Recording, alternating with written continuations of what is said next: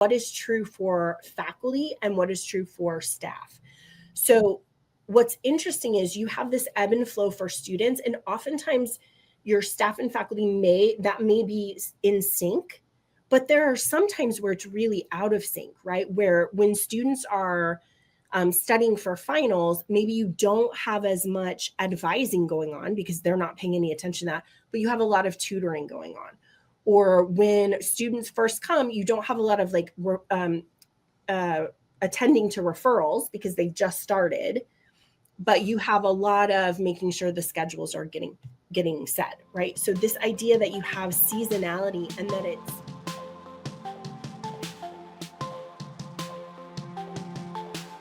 Hello, everybody, and welcome to another episode of Cap and Gown. I'm Rachel Phillips-Buck, VP for Student Success at Pharos Resources, joined today by our president, Matt Boisvert. Hey, Matt. Hi, Rachel.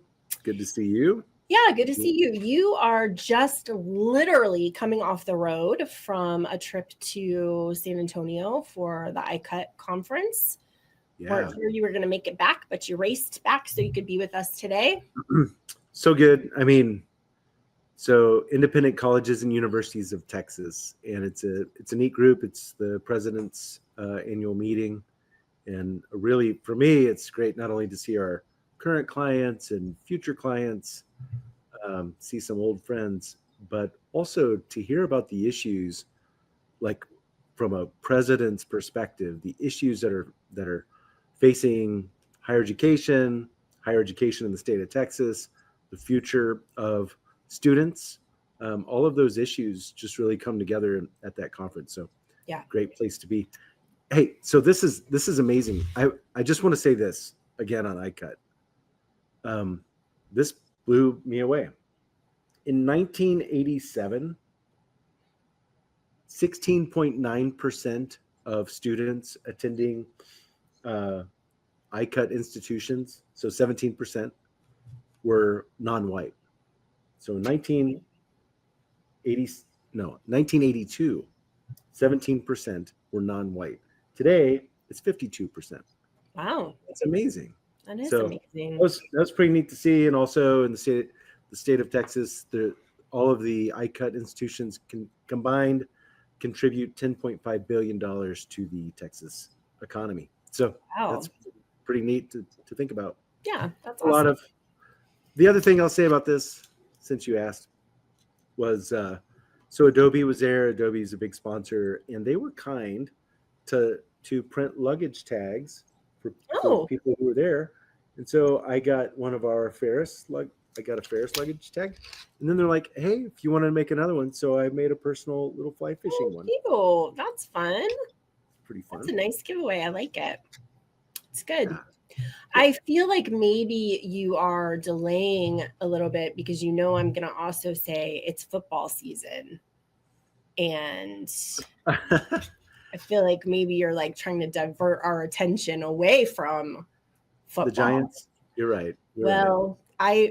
Good point. Hey, guess who the Giants play next week? You? Yeah. So. Yep. We've already started. I saw a post on a Giants fan board that was like, there's always next year. As you get started. Yeah, it's pretty sad. That's okay. Hey, I just saw something really fun. McMurray, who, we awarded the Retention Intelligence Leader House Awards last week. They, for the third year in a row, have their highest enrollment. It's 4,144 students. They are up 30% over last year, which is incredible. They are just doing such good work. And they're, located here with us. And so we get to go spend time with them occasionally, but that's exciting. It's really fun. I was thinking about, we're going to talk a lot today about kind of the rhythm of the academic year and how we can mold our work to fit in with that. And I was just thinking about what a good job they've done of paying attention to what's happening with their students and really like leaning into that. So it's pretty fun. What I would say, what they've really figured out is how to serve the students who are there. Right? Yeah, for sure. that's really neat when you start doing that really well. And we're at the point where all of those numbers are starting to come in, right? Most of you guys are like at your 10th day or 12th day or whatever it is, you're accounting for your census date.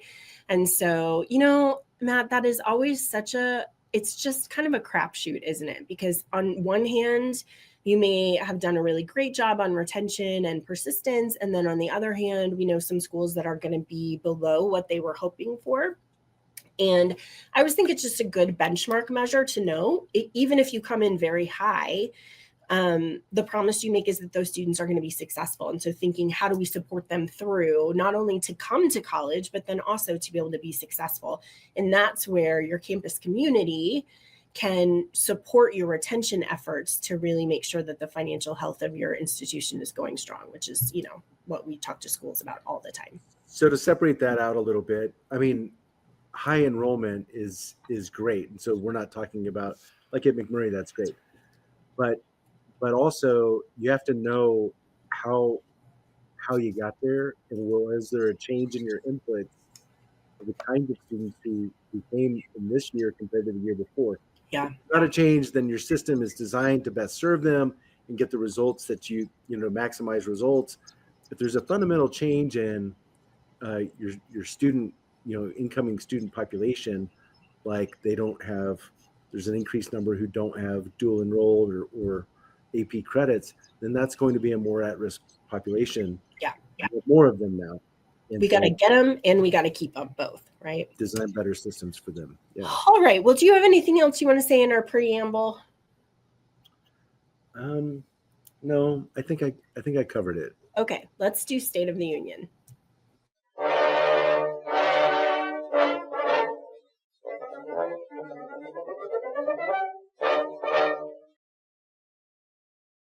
All right. Let's see. I have some interesting articles today, and because you have been out, normally we get to go over State of the Union together, but this is a cold read for you. So you have no idea what I'm going to say. There's just no telling. So I will go slow and give you some time to formulate your thoughts. Hopefully it's one of the 20 articles that I've read today. Yeah. Right? Okay. All right. So first of all, no surprise, more faculty taught online in 2024. A quarter of faculty say they're teaching in multiple modalities, including online, face-to-face, and hybrid, which I want to just pause there for a second. I don't think that we have done a good enough job of just appreciating the hardships of translating a in-person class to a hybrid class to a online class. You and I have talked a lot about just the differences in what you have to do and the changes. And I'll tell you, taking online classes, it is very clear to me that it's just not consistent. Like, it's very hard for every single faculty member to set up their online classes in a consistent way, because a lot of times you have like one person on your campus who's kind of training them to do that. So pretty amazing that you have faculty that are teaching in all of these modalities, and it's more difficult to be able to do that. In 2018 to 2019, 34% of faculty said they taught at least one course online. 24 to 25, 48% said they teach online. During the pandemic, it was a high of 71%, which actually I'm surprised it's not higher. I would have guessed that we had even higher than that, given what was happening. So this is coming out of a survey, 3,400 responses, representing all 50 states and the District of Columbia. Here's the thing I want to talk about in this article. This is coming out of Inside Higher Ed. They're talking about course materials. And you know that we have talked for a long time about how textbooks are so expensive. We were just in Nebraska. They have a great program where they have all textbooks in the library where students can go check them out for a short amount of time. They can't leave the library, but they can make copies and they can read them, which I love so much. This article is talking about how many faculty are using online or digital textbooks. So nearly 30% of faculty require digital textbooks, compared to 10% who require print only. The rest of them kind of use both, right? So digital and textbooks. That's up 11 percentage points since 2021. A majority of faculty, 77%, indicate they agree with the statement, digital material provides greater flexibility for students. So I would like for us to have a real conversation about this, because I tell you, I am torn on this issue. Okay. And I don't know if it's because I'm old. It might be. But here are my pro and cons for digital textbooks. Okay. The pros are you don't have to carry around a bunch of books, which is really nice. So like if you're traveling or if you're commuting, you have them all on your iPad or your computer or your Kindle or whatever. So that's really helpful.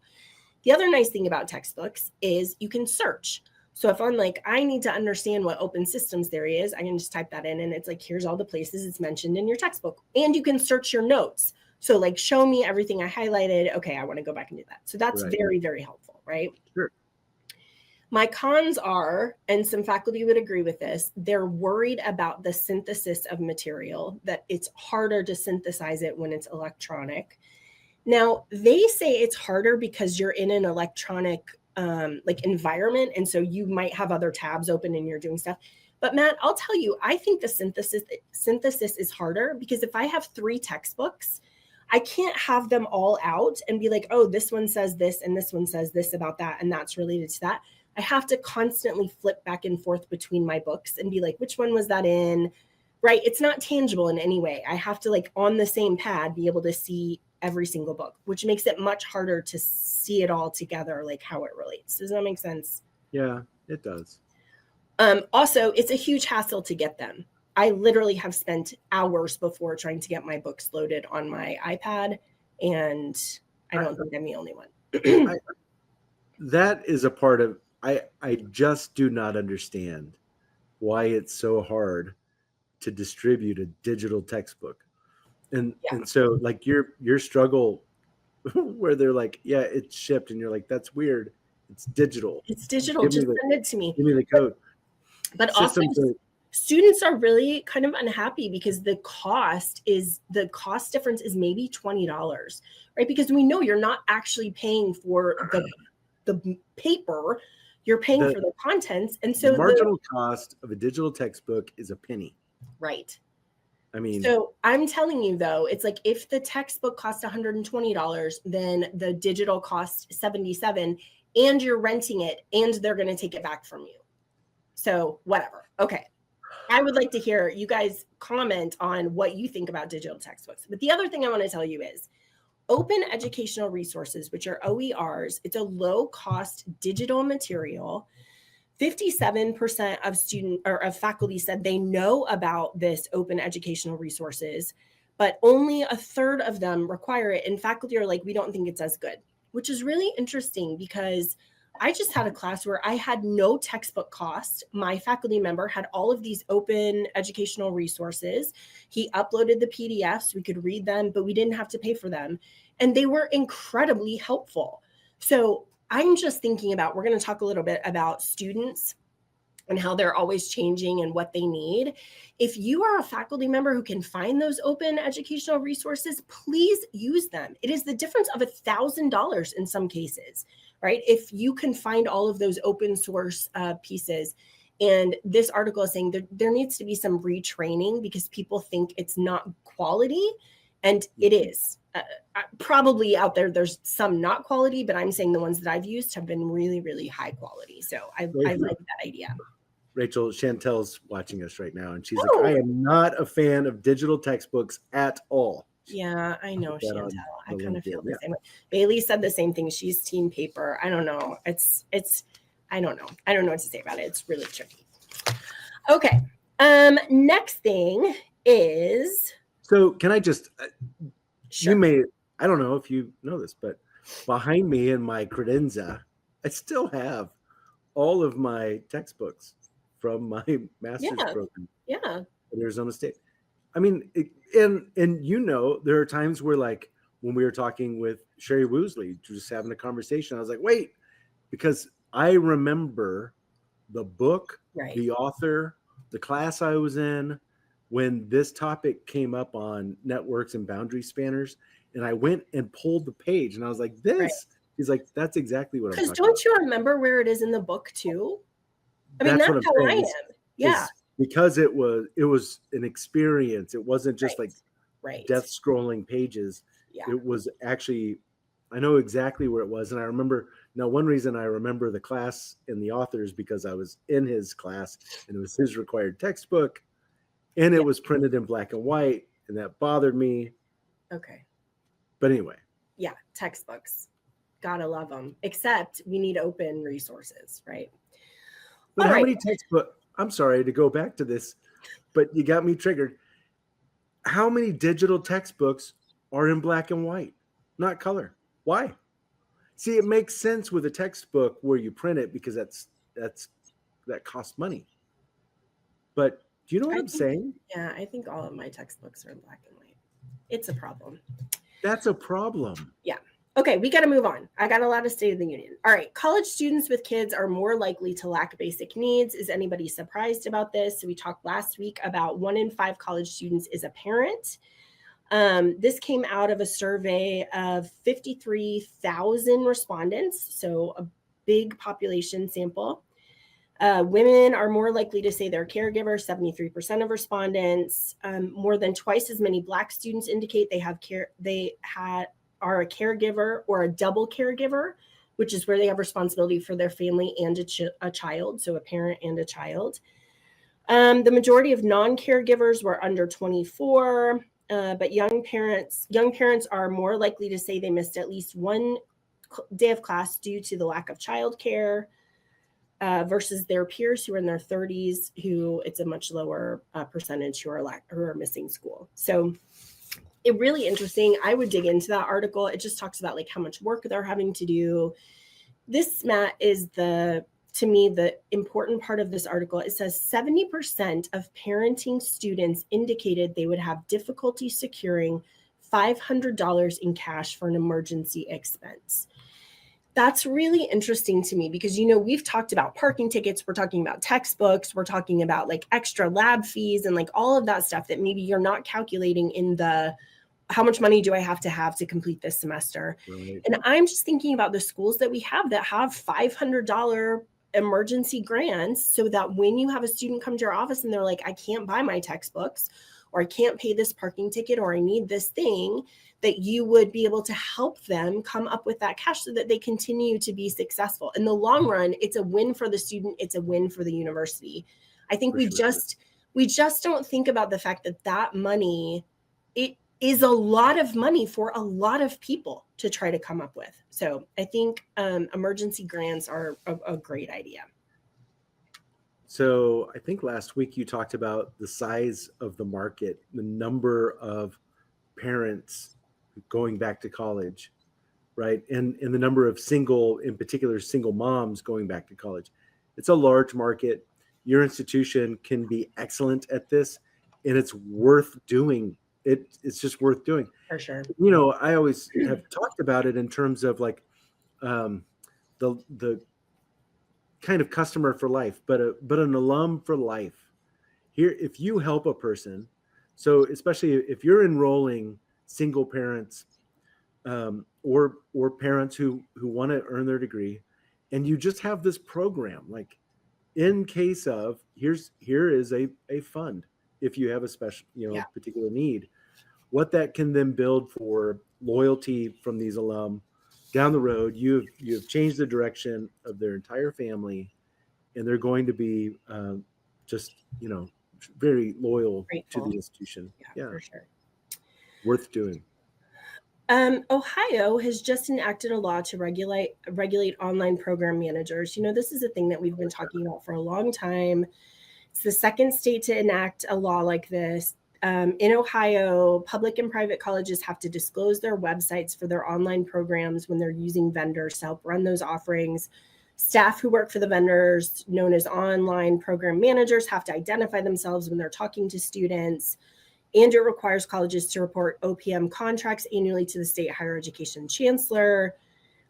Also, this law prohibits OPMs from making decisions about or distributing student financial aid, which I think all makes sense. This is coming out of, you remember there was a law that said like, hey, you can't have OPMs represent themselves like they're from your school, because they're not. They have to make that really clear. And some OPMs are in revenue sharing for their payment. And so they're like, if you're doing that, you have to be very, very clear. They're not allowed to provide marketing or recruiting services if you have a tuition revenue sharing model. So if they're like involved in the marketing piece, you can't, right? Because it's an incentive for them to market. Basically, Matt, they're giving the promise and they don't care about the fulfillment, right? Because they're just like, oh, we made whatever promise we want. The students come. It's not congruent, and then they can leave. So yeah, and if you go back to like probably 2005 when OPMs really started when I became familiar with them, it was kind of like the Wild West, and some of the agreements and I in know. hindsight, like that was terrible for the institution. So, listen, Eastern Gateway Community College closed in 2024. It offered tuition-free online college programs with their OPM. And they basically were like, whatever you will get in your Pell Grant, that's how much it costs you. So we're going to just take your Pell Grant and we're going to charge different prices and whatever. Right. Their enrollment went from 3,000 students to 45,000 students in 6 years. And then everyone was like, hey, I don't think we're doing what we should be doing here. This is basically like an education mill. And so then they got shut down and there was all. So Matt, I just think there's a balance in there. I just think it should be really transparent. Who's making the promises, who you're talking to, how you're deciding how much something costs. It's just, we have a serious problem with the cost of college and transparency. We just have a problem with that, right? And I don't think anyone has solved it in the most ideal way. Yeah, the thing that comes to my mind, and this will come up later in our conversation about slow productivity, it's just, it really is mission fit. And so, students who are mission fit, OPMs who are mission fit. Right. And you really have to demonstrate that. Yeah. So in fact, I was talking to a school the other day who had an OPM and they had to fire their OPM because people would call the school to talk about online classes, and who they were actually talking was the OPM. And the school's motto is about hospitality. And they were like, we had to fire them because they didn't understand how we talk to students, how we go above and beyond, and how we try to take care of them. Sure. They're treating them the same way they would treat, a big state school. And they're like, that's not what we do. So yeah, I think that congruency is super important. Okay, you're going to love this one. I'm sorry. We have to go fast because we have so much content, but I do want for us to talk about this. This is out of Inside Higher Ed. You and Viva are I need to send this to you and I need you to dig into it. The article, the title is Dual Enrollment Research. Is this a Student Voice article? No. I'm done with those. I mean, I like Student Voice. I just don't like their articles. Okay, dual enrollment research shows far-reaching, strong outcomes. Here's what's fascinating about this article. The number of participants in dual enrollment has skyrocketed from 300,000 in the early 2000s to 2.5 million in 2022, okay? As they're growing, the dual enrollment participants attended college immediately after high school at higher rates than their peers. Black and Hispanic students are more likely to get a bachelor's in 4 years if they participated in dual enrollment programs. So basically, they looked at 2 cohorts of 9th graders, about 500,000 total students in an unnamed state. They found that those who were enrolled in dual enrollment programs were more likely to apply and be admitted to a higher number of colleges and more selective colleges. Those increases were even larger for Black students, who were 15.6% more likely to apply to a 4-year institution for each dual enrollment credit that they took. So this research is basically saying dual enrollment can improve students' self-confidence. So they're like, now that I know I can do it, I can apply to all of these different schools. They're more likely to receive grants. They're more likely to receive scholarships. The study, which reviewed records of about 9,000 students who were high school freshmen in 2009, found that those who had completed at least one dual enrollment course were 1.5 times more likely to receive a scholarship compared to those who hadn't in their first year of college, and 1.7 times more likely to receive a merit scholarship specifically. average enrollees' financial assistance was about $1,200 higher than those students who did not participate in a dual enrollment program. So fascinating, right? Because we know FTF students who come with no credits are a high risk population.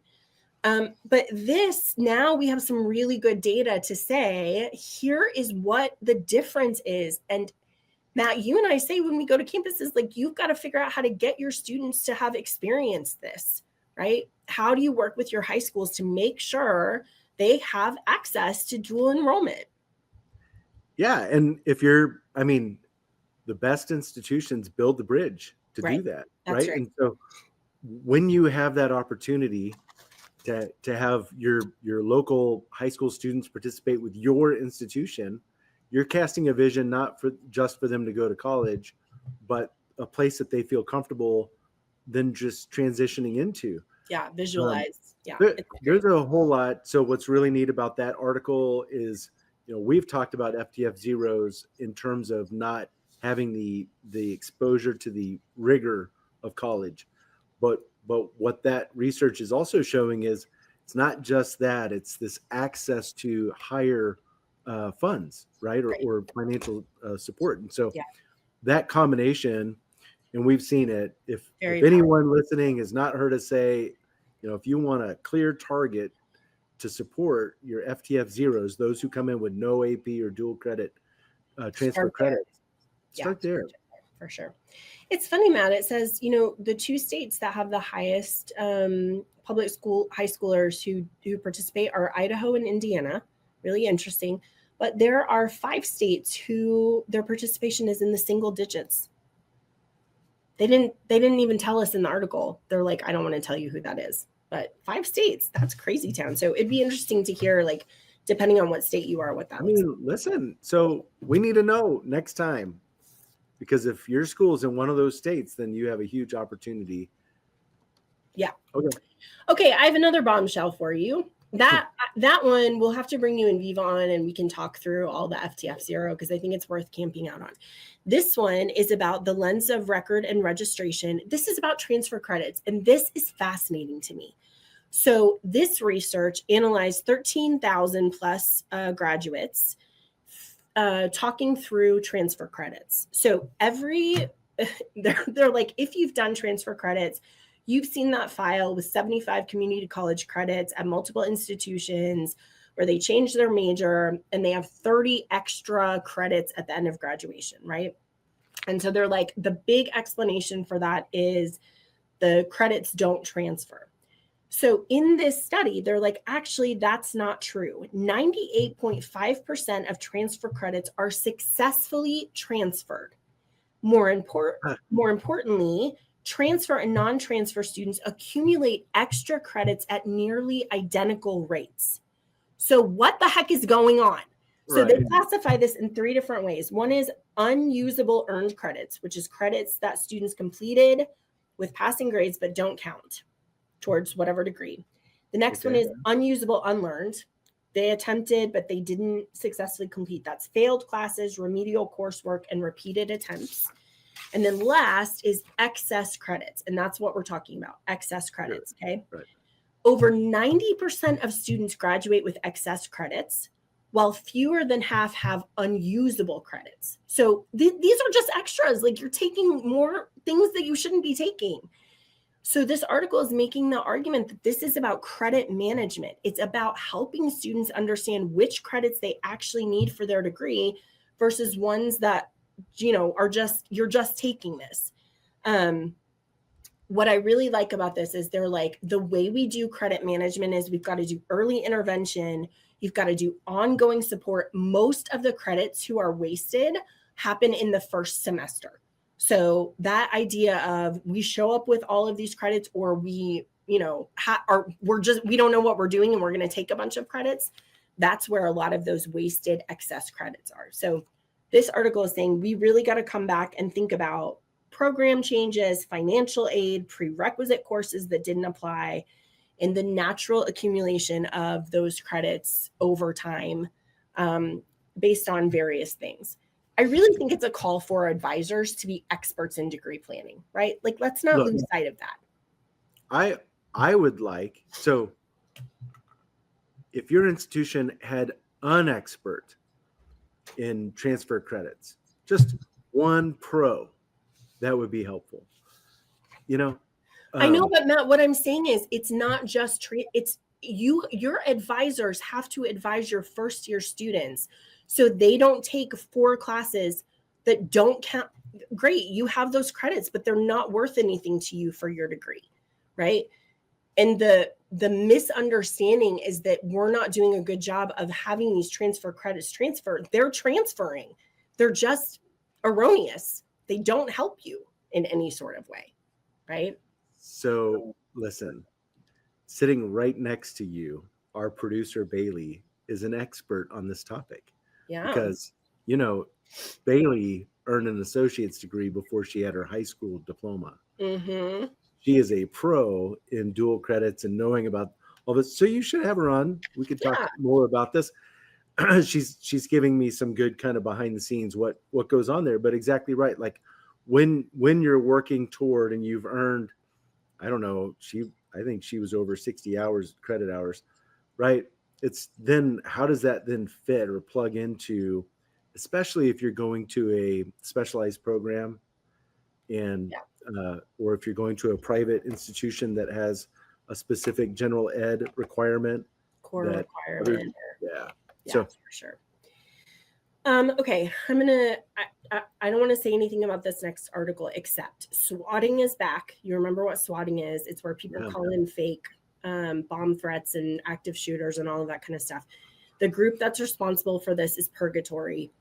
Purgatory has done all of these hoaxes in the public facing channel on Telegram, which this article says is an encrypted messaging service often used by criminals.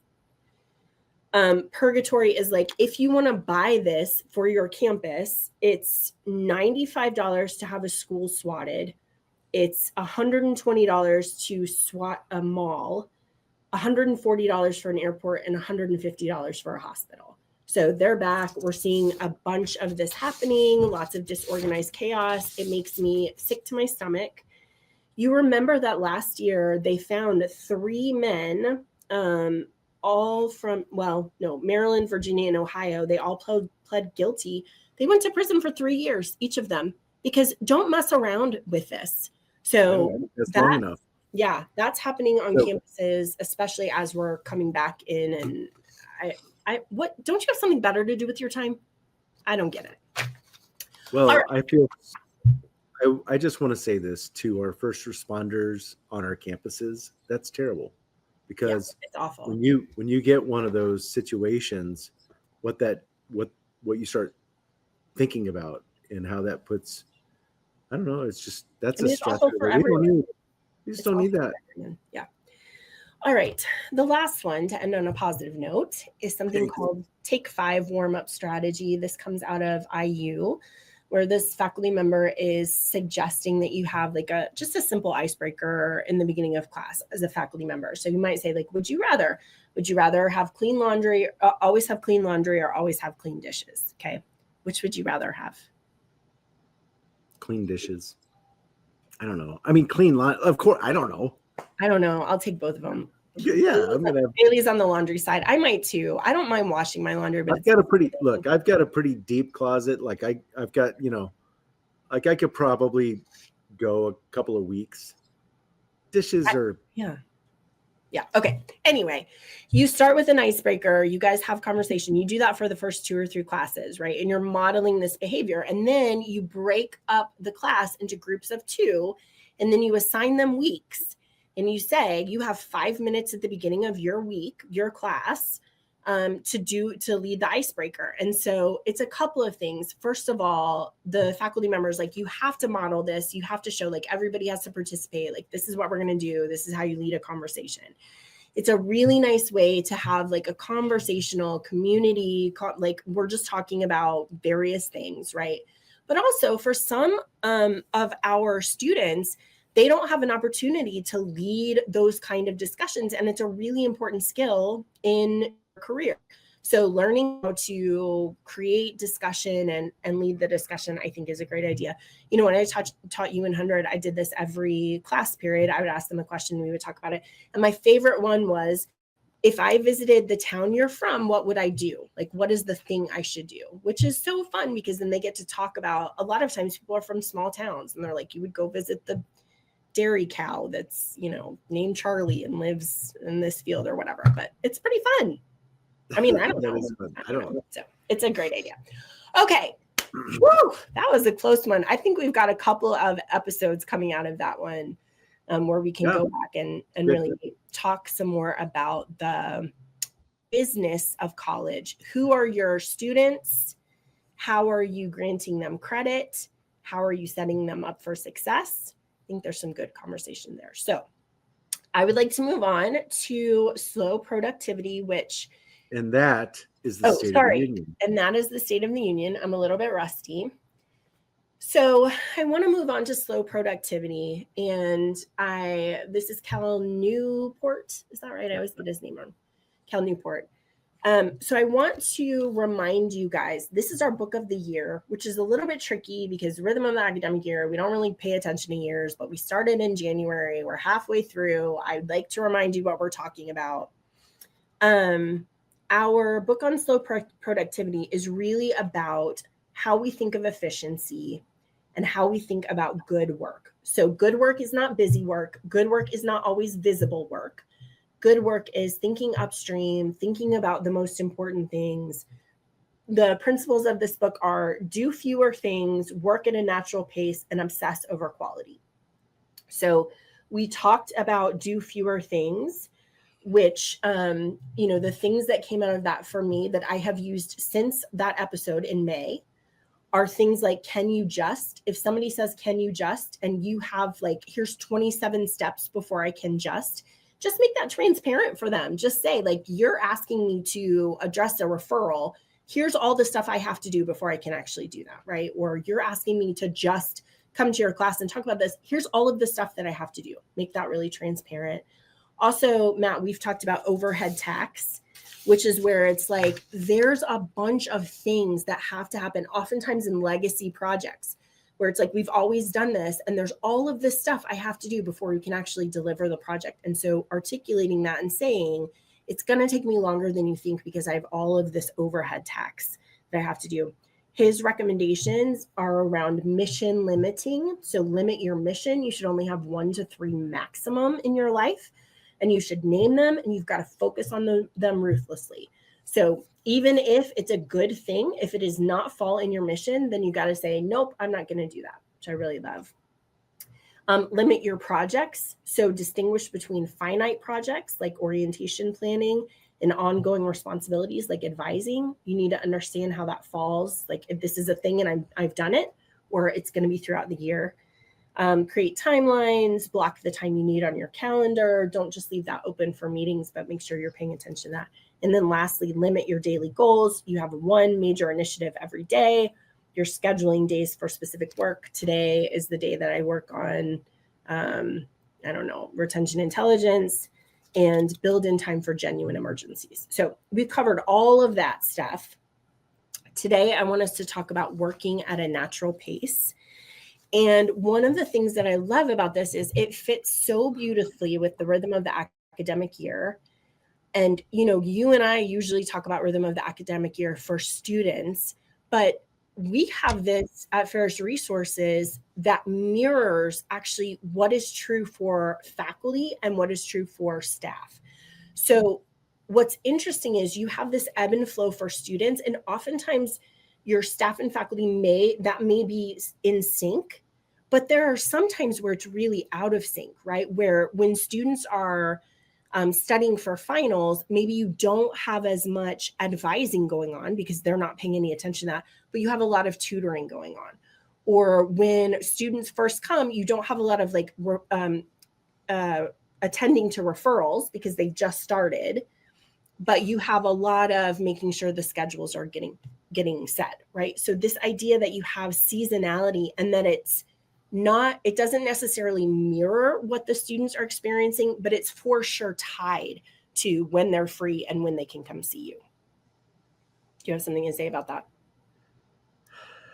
I have a lot to say about that, but I think so. I'll try to focus it. So um, one thing that's kind of heavy on my mind right now at the start of the year is, so when you think about getting into a different rhythm, this a natural rhythm, and understanding these ebbs and flows and all that.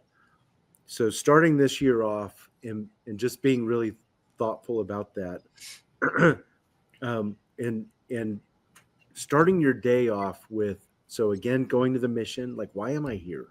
Yeah. Right. And so there are a lot of things that start to kind of bombard our calendar that take you actually away from the why you're there. And so what I'm thinking about, thinking about this dream of, if you start your day and you're like, the right now, the season, what students need from me is this, and Yeah. that's what I'm going to hold. Everything else I'm going to hold back, because what students need from me right now is this. This is the rhythm of their season. This is what's going on. What I was contrasting that with, and what made me laugh, is we've all seen the offices that act like everything happens all the time. Right. And so it's just a lot of busy, and we're going to meet about this thing that's, are you kidding? That's 9 months from now, urgent. Like, Right. Right. what's Well, urgent right now are these things. Why are you so blind to what's important to our students right now? And I'm yeah. not saying don't plan, Yeah, of but I course. but I what I'm thinking about is the guy from career services who sets up a table in the library to meet with students, but it's totally out of rhythm when Hmm. students want to talk to them about interviewing or you know what I mean? Yeah, it's the right message at the right time for sure. Right? You have to be giving them the message when they're ready to hear it. And I do think it's a really important part, which is there is some immediacy with what students need. As in, if you miss their social connections in the first 3 weeks, they do have success debt, and it is going to be harder in 6 weeks to get them connected. If they miss the academic um, reassurance Yeah. around midterms or their first test or whatever, it is going to be harder to help them to recover.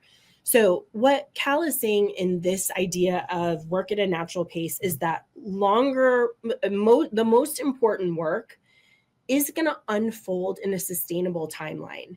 And it's going to vary in intensity, which is exactly what you're saying. Like, you should be able to, if you've worked in higher education for any amount of time, I would say for 1 year, you should be able to look at your calendar and say, I know this is when I'm going to be busy with this kind of work. And then I know this is when I'm going to be busy with this kind of work. You should be able to put on your calendar. We put it on our calendar. Z and Rebecca have on their calendar, busy season starts. And it's variable. Like, sometimes it's a week before and sometimes it's a week later. But that's a way for us to say at the beginning of summer, look, we have until this time where we can do some of those summer projects. And then we are full of support requests, trying to make sure that everything's working well for the beginning of the semester. So thinking about the variation of that. And I think, Matt, what I want to come back to is oftentimes we understand there's variability, but we forget to take the slow times for rejuvenation. In terms of sustainability, there are times where you can say it's advising season and I have to see this many students. But there are other times, like between finals and the end of the semester, or between Thanksgiving and the week of finals, there are some times in there where you can say, I worked like crazy in high intensity because my students needed me for this period of time. And now I'm going to find spaces in between to like recapture my sanity and think about some of those bigger projects, because you have to fit them in times where it's not urgent for you to see your students, right? Which I think is some of the pushback we would get from student success people, is like, it always feels urgent, but I don't, there are times when there is an urgent student issue. If your work is always urgent, we've got to fix that. I think that's fair to say. right? Yeah, that's a good way to put that.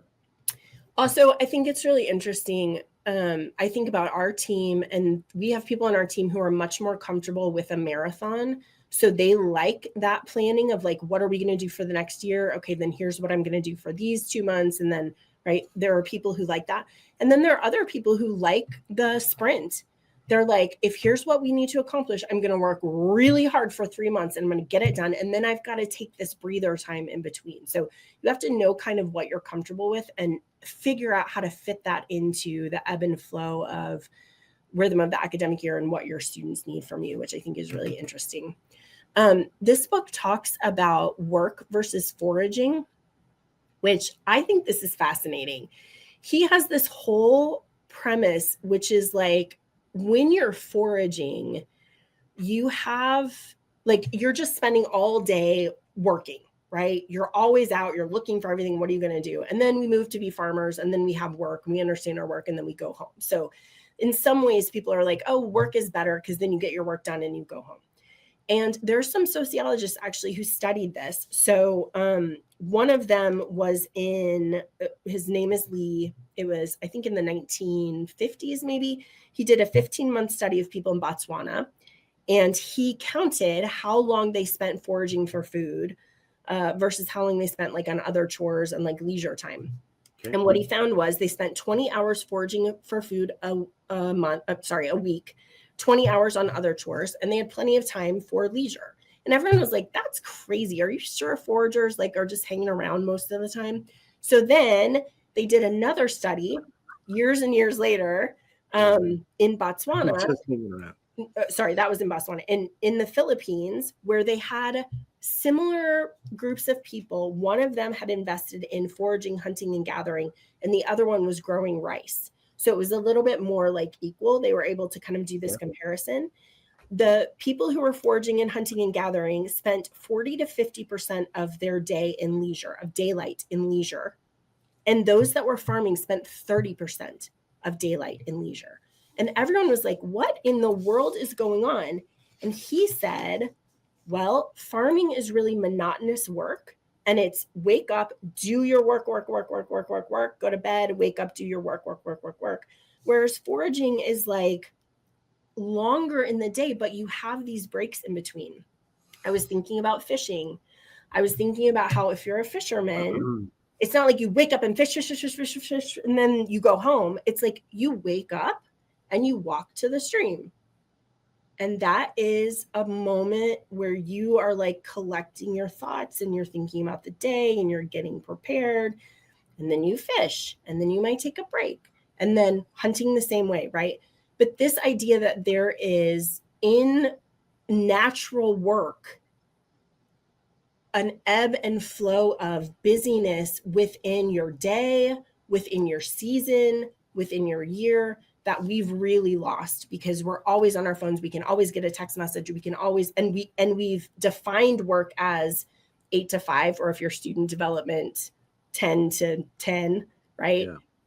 Where we're missing out on these intermittent pieces where we're like getting very present and resting. Anything to say to that? Well, I actually thought you were going to start talking about Stardew Valley. So you took me there. But I was thinking about, going fishing. And the truth about fishing for me is that I can catch my limit in 2 hours. Like when the fish are, so with foraging, if you know the land or you know the stream or you know where the animal trails are, you can be very targeted, right? And so there's some work to do there, but I think most of my fish were caught in a 2-hour window. My latest fly fishing trip every day. And so that's kind of interesting to think about. The other thing that I thought about is the show Alone, where people they got to, survive. Yeah. And there are no farmers on Alone. Right. Yeah, you don't have time for that. You don't have any time for that. Yeah, I mean, I think that's a little different because you don't have your community. But I think the point of that is the intensity. What you're saying about if you're fishing or you're foraging or you're hunting, you may be out all day, but you are not doing the work all day. you have these points of high intensity where you're really paying attention, and you have points of low intensity where you're walking to the place, or you're waiting for the fish to bite, or you're waiting for the animal to walk by. And we've lost a lot of that. Technology makes it so that we don't have these varying levels of intensity. We actually can go minute to minute to minute to minute in high intensity. And it's not conducive for a healthy life, is what Cal Newport would say. We don't have downtime built into our lives. And let's be real, we're seeing that right now with Zoom on to the next one, on to the next one. It used to be, there's Zoom meetings, I'd have a meeting and then I'd have 10 minutes built in, or 30 minutes, to walk across campus, get my coffee, see students, pop into, see a friend, and then go on to my next meeting. And in fact, Matt, it's funny. I was just talking to one of my faculty members who was saying he's a social psychologist. So he's really interested in what time do you show up for a meeting if it's in person versus if it's on Zoom. And he was like, it's really funny because on Zoom, everyone is punctual. You show up at 5 o'clock. Why? Because you just finished your other meeting and here you are. Right? You don't want to hang around. For an in-person meeting, if you get there 5 minutes early, other people are there and you talk and you're like, how's your family? What's happening? You just miss out on that whole low intensity, let's just hang out with each other for a minute. So it's a really good point. And I would just come back. I don't know why this is just compelling to me, but again, that to me seems like a missional kind of fit thing to do. So when we become so transactional, that's not mission fit. Especially at our schools we serve, they're relational. And that's the best part of a meeting is the before the meeting and after the meetings. Being able to just spend that time. But let's remember that we defined our productivity as what are you producing? What are you investing in? And that is students. And so if you are like, no, I've got to do this, I've got to do this, I've got to do this, you are not showing up in the best way. Right. So, this idea of how do you find intensity, high intensity and low intensity. And it's okay to have periods of high intensity, both seasonally and in a day. Our pitfall is when we don't then weave in low intensity throughout the day as well, right? We can't just go, because then we're going to burn out. Okay, so Cal Newport has some really practical. One of the reasons I like this book is he's just very practical. So I'm going to run through some of the practical things he says. I love a good action item. Okay. And I'm really curious to hear from our listeners because I think there is such a resistance to healthy living in this way. People being like, but I could never do that because my job's not conducive to that. My life's not conducive to that. And I think maybe it says something. I mean, I'll be honest, when I'm reading these things, I'm like, I could never do that. And then I'm like, why? Why couldn't I do that? That doesn't make any sense. So this idea of slowing down and having moments where you catch your breath, I think is so uncomfortable for some of us, right? We're just used to that busyness all the time. So here's what he says. First of all, he's like, hey, time scale really matters. So when you think about if you're defining your time scale as in a day, and you're like, I only have a day to get all this stuff done, and so I've got to work these 8 hours, then okay, well, if you only have 8 hours to accomplish a thing, then maybe you do have to work 8 hours. But if you think about what you need to accomplish in a week or in a month or in a year or in 5 years, then the 8 hours that you have today, you have a little bit more give to say, I'm going to work 4 hours on this 5-year project today, but I also have 2 hours that I could spend thinking, dreaming, being present, being slow, right? The idea that depending on how you punctuate that, all of a sudden it can look really, really different. And so if you have a 5-year plan where you've said, yes, here's where I want to be in 5 years, it gives you time and space to come back to your goals continually, but also it gives you breathing room because you're not packing your 5-year plan with, you've got to work 8 hours every single day to get to the end of this 5-year plan. You're saying, I have time to both rest and rejuvenate and work hard on my goal. Does that make sense?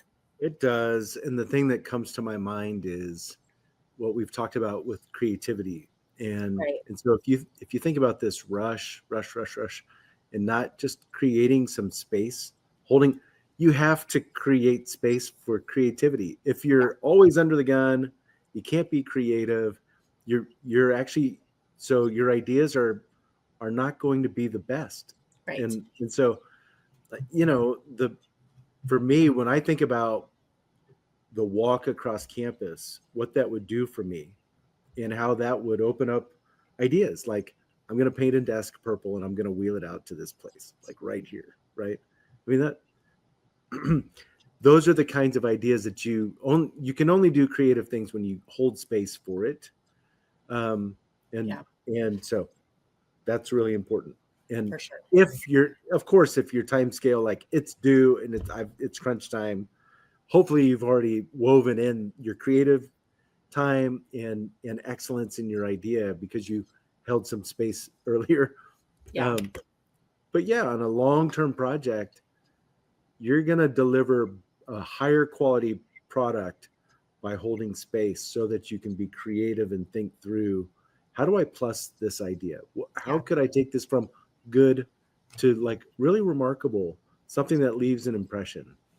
Yeah, it's funny when I think about writing papers in my undergraduate work, like my goal as an undergraduate was to write the paper so I could turn it in when it was due. Right. So like if I finished it 5 minutes early, I didn't do a good job time managing because I still have 5 minutes. I could have still been writing versus being like, if I finish it 2 days early, I can walk away from it. I can come back to it. I can think about it for those 2 days. I can read through it and then I can edit it so that it's really polished and then turn it in. And that space in there where you can just sit in quiet for a minute instead of it feeling so rushed, I think is how you polish that. Okay, he says you need to simplify your work days. You need to reduce the number of tasks in a work day. There's what you can do in a work day and what you should do in a work day, and reducing tasks is a good idea.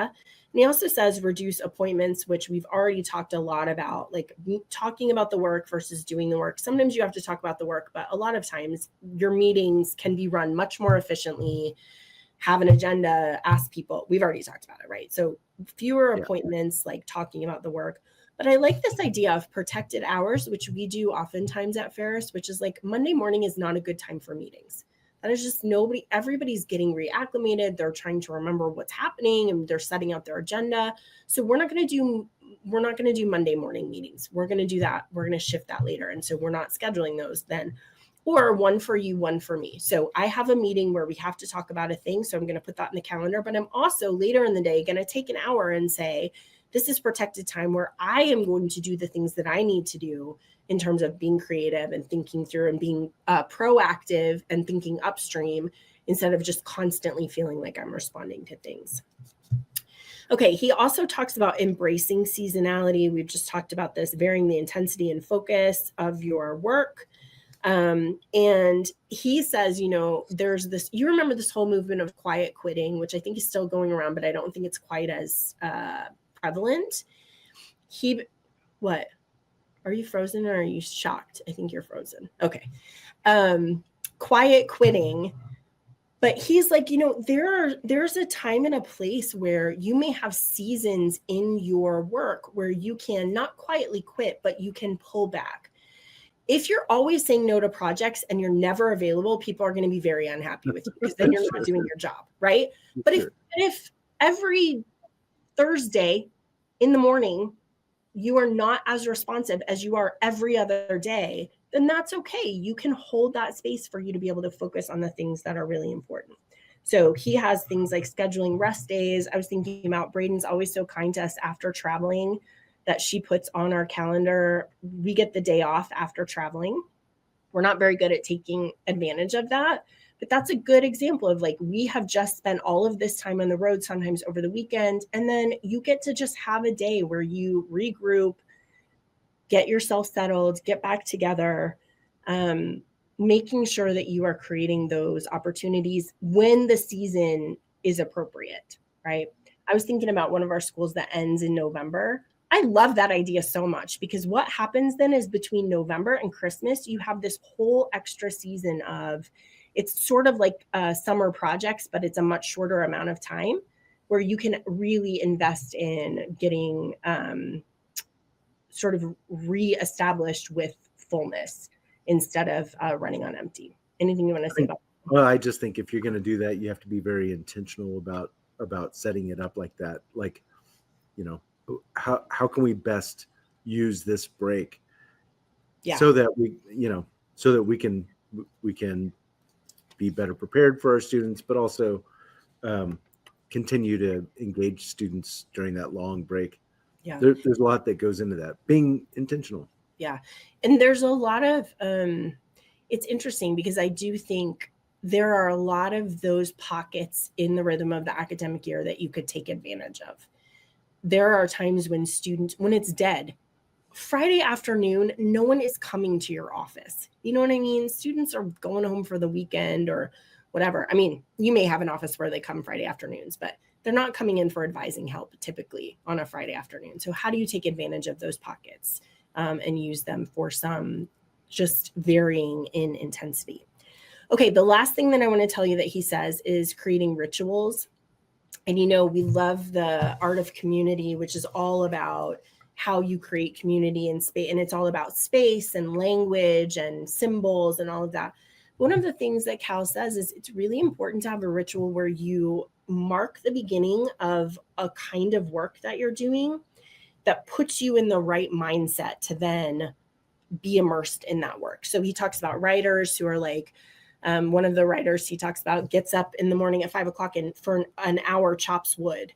And that like gets him in the right mindset. And then he goes and he writes for the rest of the morning until he's done. Or another writer who's like, I go to my favorite diner and I order a strawberry milkshake. And that is the ritual for me. That's like, starting now, you are going to start doing this really deep thinking work. So I think it would be really fun to think about what kind of ritual. It has to be very, very obvious. It can't be something like, oh yeah, when I got my coffee, but maybe a certain kind of coffee that then signifies to your brain, we are entering into a different space.